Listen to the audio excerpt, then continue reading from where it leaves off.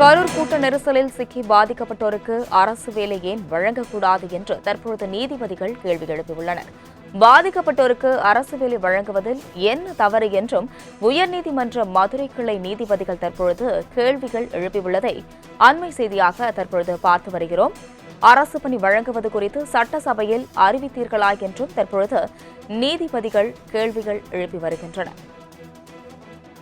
அரசு பணி வழங்குவது குறித்து ஏன் வழங்கக்கூடாது என்று தற்பொழுது மதுரை உயர்நீதிமன்ற மதுரை அமர்வில் தற்பொழுது நீதிபதிகள் கேள்விகள் எழுப்பியுள்ளனர். இதுகுறித்த கூடுதல் விவரங்களுடன் செய்தியாளர் மதிமாறன் இணைப்பில் உள்ளார்.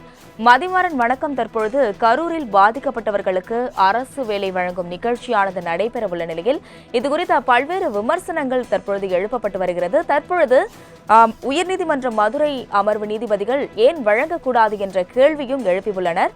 இதுகுறித்த கூடுதல் விவரங்களை வழங்கலாம். வணக்கம். கரூர் கூட்ட நெரிசல் சம்பவத்தில் உயிரிழந்த 41 நபர்களின் குடும்பத்தினருக்கு அரசு வேலை தற்பொழுது வழங்கக்கூடாது என கோரிய பொதுநல மனுக்கள் உயர்நீதிமன்ற மதுரை கிளைகள் என்ற விசாரணைக்கு வந்து கொண்டிருக்கிறது. நாம் தமிழர் கட்சியை சேர்ந்த தீரமுருகன் மனிதநேய ஜனநாயக கட்சியின் மாநில நிர்வாகி தீனி அதுமல் தாக்கல் செய்த மனுக்கள் இன்று விசாரணையில் வந்த சூழ்நிலையில் கரூரில் பொதுக்கூட்ட நெரிசலில் உயிரிழந்த 41 பேரின் குடும்பத்தினருக்கு அரசு வேலை வழங்கும் விழாவில் முதல்வர் விஜய் பங்கேற்று இன்னும் சில நிமிடங்களில் அந்த உத்தரவுகளை, அதாவது ஆணைகளை வழங்கவிருக்கிறார். இந்த நிலையில்தான் இந்த வழக்கானது இன்று காலையில் நீதிபதிகள் முன்பாக விசாரணைக்கு வந்திருக்கிறது. கரூரில் 41 பேர் பலியான கரூரில் சம்பவம் குறித்த இந்த வழக்கு உச்ச நீதிமன்றத்தில் நீதி அரசர் முன்பாக சிபிஐ விசாரணையில் இருந்து வருகிறது. இந்த நேரத்தில் இதில் பாதிக்கப்பட்ட குடும்பத்தினருக்கு அரசு வேலை வழங்கக்கூடாது என மனுதாரர்கள் தரப்பில் வாதிடப்பட்டு வருகிறது. அரசு பணி வழங்கும் நிகழ்விற்கு எதிர்ப்பு தெரிவித்து வழக்கு விசாரணை என்பது தொடர்ந்து நடைபெற்று வருகிறது. பொருளாதார உதவிகள் தேவைதானே என நீதிபதிகள் கேள்வி எழுப்பியிருக்கின்றனர். அதாவது பாதிக்கப்பட்ட குடும்பங்களுக்கு பொருளாதார உதவிகள் என்பது தேவைதானே என நீதிபதிகள் கேள்வி எழுப்பியிருக்கின்றனர். தொடர்ந்து விசாரணை நடைபெற்று வந்த சூழ்நிலையில் நீதிபதிகள் ஜெகதீஷ், சந்திரா, பூர்ணிமா அமர்வு விசாரணையில் நடைபெற்று வருகிறது. ஏற்கனவே கும்பகோணம், மதாமதம் சம்பவம், ஸ்டெர்லைட் துப்பாக்கி சூடு, தருமபுரி பஸ்தரிப்பு சம்பவம் ஆகிய நிகழ்வுகளில் உயிரிழந்தவர்களின் குடும்பத்தினருக்கு இழப்பீடு வழங்கவில்லை என மனுதாரர் தரப்பு கிளீட்டஸ் வாதங்களை முன்வைத்து வருகிறார். இதுபோன்ற பல்வேறு சம்பவங்கள் நடைபெற்றிருக்கிற சூழ்நிலையில் கூட இதுவரை எந்த விதத்திலும், அதாவது அவர்களுக்கு அரசு வேலை வழங்கவில்லை. இது ஒரு பொது நலத்திற்காக வழங்கப்பட்டு வருகிறது என்று சொல்லப்பட்டிருக்கிறது. இந்த சாட்சியங்களை கலைத்துவிடக்கூடாது என வாதிடப்பட்டு வருகிறது.